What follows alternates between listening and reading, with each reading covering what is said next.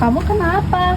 Hari pertama menstruasi, perutku sakit. Oh iya, emangnya sebelumnya waktu saat menstruasi kamu sering seperti ini? Iya, sering. Selalu kayak gini tiap bulan. Oh, kamu belum periksa ke masjid? Kamu belum jadi tahu juga kenapa bisa kayak gini? Kalau gitu, aku punya website yang bisa cari tahu tentang masalah kamu. Apa tuh? Mari kita cari. Nah, pada langkah pertama kita akan memilih kelas, yaitu Kesehatan Perempuan dan Keluarga Berencana. Karena aku sudah masuk sebelumnya, maka kita akan melanjutkannya. Setelah itu, kita ke dashboard dan memilih section sesuai dengan masalah yang kamu hadapi, yaitu section ketiga pada masalah gangguan haid. Nah, di sini akan dijelaskan pengertian haid dan ada beberapa masalah seperti yang kamu rasakan. Nah, sangat mudah bukan? Mari kita belajar jenis-jenis kesehatan reproduksi wanita. Apa itu infertilitas? Infertilitas adalah ketidakmampuan untuk mencapai kehamilan selama 12 bulan atau lebih, berhubungan seksual secara teratur tanpa menggunakan alat kontrasepsi. Untuk pasangan yang belum pernah hamil sebelumnya disebut infertilitas primer. Dan untuk pasangan yang sudah pernah hamil sebelumnya dan sulit untuk mengalami hamil kembali disebut infertilitas sekunder. Masalah infertilitas pada perempuan. Yang pertama, gangguan ovulasi. Yang kedua, endometriosis. Yang ketiga, ada penyumbatan tuba falopi. Yang keempat, masalah rahim. Yang kelima, faktor usia. Penyebab infertilitas pada laki-laki, yang pertama, jumlah sperma yang buruk atau sperma tidak ada sama sekali. Yang kedua, ada kualitas dan motilitas sperma yang buruk. Yang ketiga, varikokel. Yang keempat, ada riwayat infeksi seksual menular yang tidak diobati. PMS, penyakit menular seksual, atau dalam bahasa medis disebut dengan sexually transmitted disease atau infection. Penyakit atau infeksi ini dapat terjadi melalui kontak seksual. Namun, pada beberapa kejadian PMS, hal ini bisa terjadi melalui darah. Misalnya, pada saat transfusi darah atau penggunaan jarum suntik secara bersama. Atau bisa juga terjadi dari ibu ke bayi pada saat kehamilan, persalinan, dan pada saat menyusui. Ada beberapa jenis PMS. Yang pertama, HIV atau AIDS. HIV, Human Immunodeficiency Virus, menyerang sistem kekebalan tubuh. Sedangkan AIDS adalah stadium lanjut dari HIV. Hingga saat ini, obat untuk menyembuhkan HIV belum ditemukan. Tetapi penderita HIV bisa melakukan terapi ARV untuk membuat kehidupan lebih panjang dan lebih produktif. Kedua, sifilis atau raja singa, yang disebabkan oleh bakteri Treponema pallidum. Hal ini disebabkan oleh luka kecil yang tidak menyebabkan nyeri, tetapi bakteri telah masuk di dalamnya. Jika terlalu lama dibiarkan, maka bakteri ini akan merusak organ-organ vital dan menyebabkan kerusakan secara permanen. Kabar baiknya, sifilis dapat disembuhkan dengan menggunakan antibiotik jika ditangani sejak dini. Yang ketiga, gonore atau kencing nanah, yang disebabkan oleh bakteri Neisseria gonorrhoeae.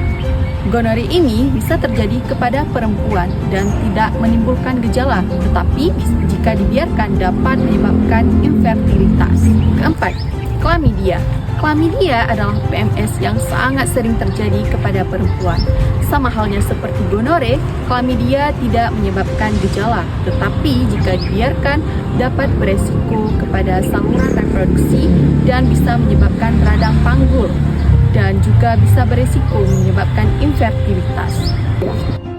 Gangguan haid. Gangguan haid adalah ketidakaturan menstruasi yang meliputi waktu, jumlah, dan nyeri yang berlebihan. Jenis-jenis gangguan haid ada 6. Yang pertama, nyeri haid yang berlebihan. Yang kedua, tidak haid. Yang ketiga, haid terlalu jarang. Yang keempat, haid terlalu sering. Yang kelima, haid yang berlebihan berlangsungan lebih dari 7 hari. Yang keenam, pendarahan di luar jadwal haid. Penyebabnya bisa terjadi karena stres, gangguan hormon, dan penyakit dari reproduksi. Pencegahan dan penanganannya sangat mudah. Yang pertama, catat siklus menstruasi setiap bulan. Yang kedua, jaga pola makan. Yang ketiga, sering berolahraga ringan untuk mengurangi kram. Yang kelima, sering periksa ke dokter. Apa itu PMS? PMS atau Premenstrual Syndrome adalah kumpulan gejala fisik, emosional, dan perilaku yang muncul 1-2 minggu sebelum menstruasi dan biasanya akan hilang jika menstruasi dimulai. Kondisi ini dialami oleh 75% wanita usia reproduksi. Gejala fisik dari PMS yaitu berupa sakit kepala, nyeri pinggang, nyeri punggung, sakit perut, dan gangguan pencernaan. Kemudian gejala emosional dari PMS yaitu mudah marah, cemas, rasa takut, dan ingin menyendiri. Kemudian penyebab dari PMS diduga berkaitan dengan hormon estrogen dan progesteron yang memengaruhi kadar serotonin. Kemudian ada PMDD yaitu Premenstrual Dysphoric Disorder, adalah gejala PMS yang lebih berat yang mengganggu aktivitas sehari-hari dan memerlukan konsultasi medis. Pernahkah kamu bertanya-tanya bahwa dua orang perempuan dalam satu daerah yang sama tetapi memiliki kesehatan yang berbeda? Yang satunya sehat dan sejahtera dan yang lainnya bermasalah. Jawabannya adalah pada faktor-faktor yang mempengaruhi kesehatan reproduksi. Faktor-faktor apa saja yang mempengaruhi kesehatan reproduksi? Yang pertama yaitu sosial dan budaya. Norma, adat, dan kebiasaan masyarakat dapat mempengaruhi kesehatan reproduksi. Misalnya, pernikahan dini dan anggapan tabu masyarakat terkait kesehatan reproduksi pada wanita. 2. Sosial ekonomi. Kemampuan seseorang dalam memenuhi ekonomi menentukan bahwa ia mampu memperoleh fasilitas kesehatan, gizi, serta fasilitas kesehatan yang memadai. Yang ketiga, yaitu pendidikan. Pendidikan meningkatkan pengetahuan bagi perempuan sehingga ia mampu mengambil keputusan terkait kesehatan reproduksi. Kelima, gaya hidup, kebiasaan sehari-hari, aktivitas fisik, merokok, serta alkohol juga sangat berpengaruh bagi kesehatan reproduksi wanita. KTD dan aborsi. KTD adalah kehamilan tidak diinginkan dan tidak diperencanakan oleh satu pihak maupun dua pihak. Biasanya disebabkan oleh kegagalan kontrasepsi, tidak menggunakan kontrasepsi, pemerkosaan, ketidaktahuan tentang kesehatan reproduksi, dan tekanan dari pasangan untuk tidak menggunakan kontrasepsi. Dampaknya bisa terjadi gangguan kesehatan fisik maupun mental, dan stres psikologis dan sosial, dan ketidakcukupan ekonomi, dan bisa terjadi bayi lahir prematur atau berat badan rendah.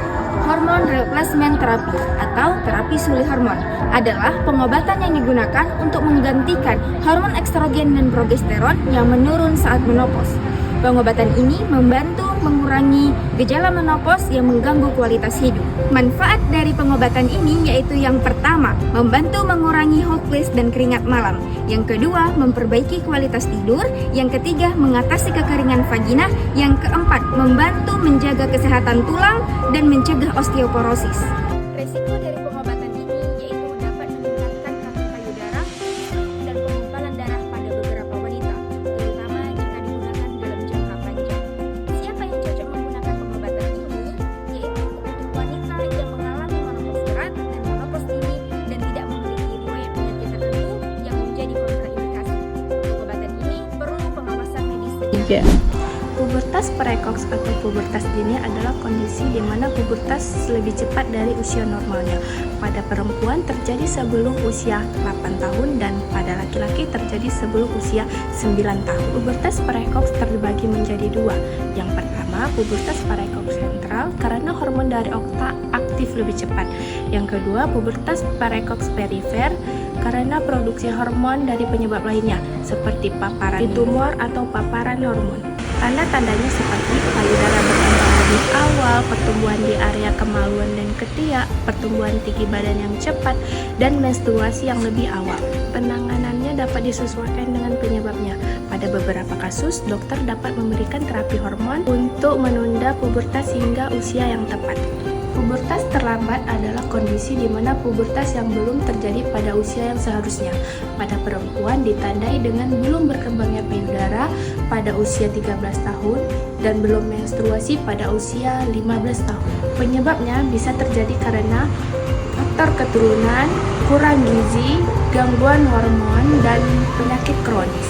Pubertas terlambat dapat membuat remaja kurang percaya diri karena merasa tidak seperti teman sebayanya. Cara penanganannya tergantung penyebabnya. Jika hanya faktor keturunan, biasanya hanya cukup dipantau. Namun, jika disebabkan oleh gangguan kesehatan, dokter dapat memberikan pengobatan atau terapi hormon sesuai kebutuhan.